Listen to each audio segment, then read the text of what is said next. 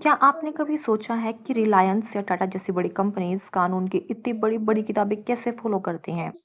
उनके पास एक secret weapon होता है जिसे सीएस यानी कि कंपनी सेक्रेटरी कहते हैं। तो आज हम इस वीडियो में जानेंगे कि सीएस क्या होता है। सीएस किसी भी कंपनी के लीगल गार्जियन होते हैं।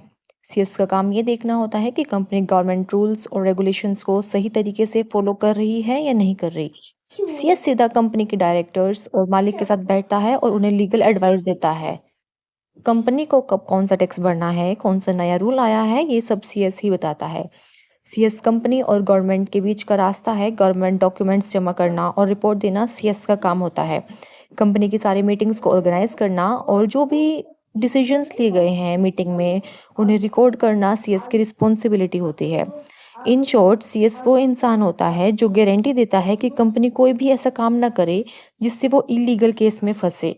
अब बात करते हैं सीएस बनने के लिए आपके पास कौन-कौन से पर्सनैलिटी ट्रेट्स होने चाहिए। नंबर 1 है डिटेल्स पर ध्यान देना। सीएस का काम कानूनी डॉक्यूमेंट्स पढ़ना होता है। अगर आपको छोटी-छोटी गलतियाँ पकड़ने की आदत है जैसे स्पेलिंग मिस्टेक या रूल्स में गड़बड़, तो आप एक अच्छे सीएस बन सकते हैं। एक कोमा की गलती भी कंपनी को भारी पड़ सकती है। सीएस को कंपनी के खर्चे, कमाई और शेयर्स का पूरा-पूरा रिकॉर्ड रखना होता है।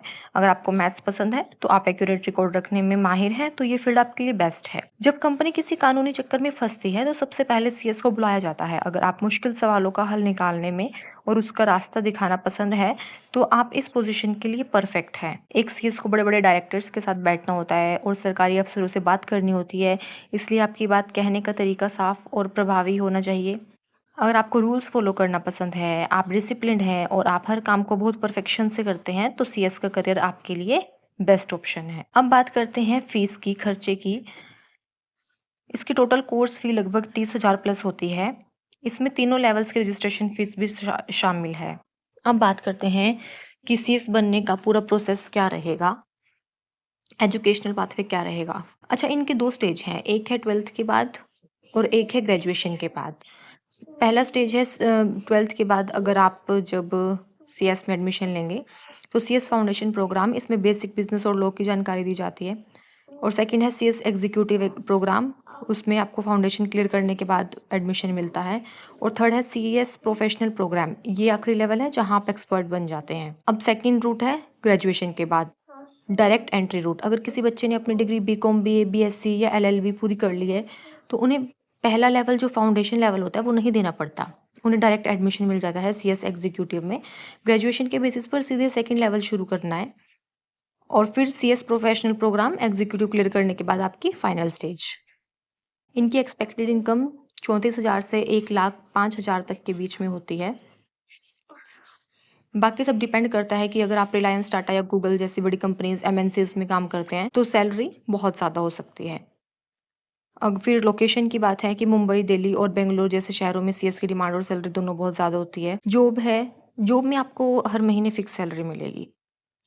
अगर आप अपनी खुद की फर्म खोल सकते हैं या अलग-अलग कंपनीज़ को कंसल्टेशन देकर फीस ले सकते हैं, तो यहाँ कमाई की आपकी कोई लिमिट नहीं होती, ये अलग पार्ट है। सीएस का करियर ग्रोथ एक शानदार सफ़र है जो मैनेजमेंट ट्रेनी के तौर पर शुरू होता है और जहाँ आप काम की बुनियाद सीखते हैं। इसके बाद आप असिस्टेंट कंपनी सेक्रेटरी बनते हैं और धीरे-धीरे अपनी मेहनत से सीनियर कंपनी सेक्रेटरी या कॉम्प्लायंस मैनेजर की बड़ी ज़िम्मेदारियाँ तक सँभाल लेते हैं। जैसे-जैसे आपका तजुर्बा बढ़ता है, आप कंपनी के लीगल हेड या एडवाइज़र बन सकते हैं और करियर के पीक पर आपकी मैनेजरियल के रूप में भी बोर्ड डायरेक्टर्स के साथ बैठकर बड़े-बड़े फैसले लेते हैं। कंपनी सेक्रेटरी के पास काम करने के लिए बहुत सारे ऑप्शंस होते हैं। सबसे पहले आप बड़ी-बड़ी प्राइवेट या पब्लिक कंपनीज़ जैसे टाटा, रिलायंस, गूगल, इनमें इन हाउस लीगल एक्सपर्ट के तौर पर काम कर सकते हैं।